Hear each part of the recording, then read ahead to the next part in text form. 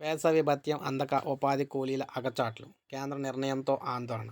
కేంద్ర ప్రభుత్వం వేసవి భత్యం నిలిపివేయడంతో ఉపాధి హామీ పథకం కూలీల్లో ఆందోళన నెలకొంది. మండుటెండలో పనిచేసే వారికి సాంత్వన కలిగించేలా మొదటి నుంచి ఉన్న వెసులుబాటును ఆపివేయడంతో ఇబ్బందులైతే తప్పడం లేదు.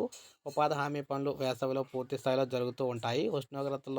కూలీలకు అధిక ఉష్ణోగ్రతలో కూలీలకు శ్రమభారం ఎక్కువగా ఉంటుంది. మంచినీరు సరఫరాతో పాటు పరికరాలు, ఇక్కడ షేడ్ నెట్లు అదేవిధంగా సమకూరుస్తూ ఉంటారన్నమాట. అదే అద్దె రూపేణా కూడా కొంత మొత్తాలను అయితే ఇవ్వడంతో పాటు వేసవిలో వారు చేసిన పనికి 30% అదనపు భత్యాన్ని కూడా ఇచ్చే విధానం పథకం ప్రారంభమైనప్పటి నుంచి కూడా అమల్లో అయితే ఉంది. కూలీలకు ప్రయాణ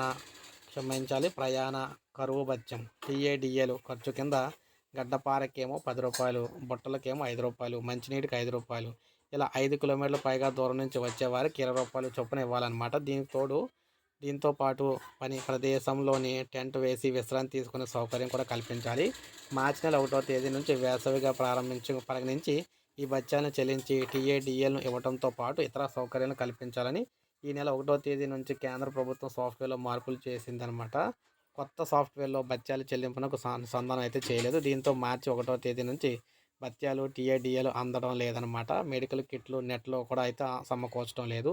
తగ్గనున్న హాజరు శాతం కూడా. సో ఈ విధంగా చూసుకున్నట్లయితే కేంద్ర ప్రభుత్వం చేసిన పని వల్ల డబ్బులైతే తగ్గిపోబోతున్నాయి అన్నమాట. ఉపాధి హామీ కూలీలకు సంబంధించి వారికి ఫెసిలిటీస్ కూడా అయితే ఉండట్లేదు. ఇది మనకి లేటెస్ట్ అప్డేట్. ఇప్పుడు వచ్చిన అప్డేట్. ఒక లైక్ చేయండి, సబ్స్క్రైబ్ చేసుకోకపోతే మన ఛానల్ సబ్స్క్రైబ్ చేసుకొని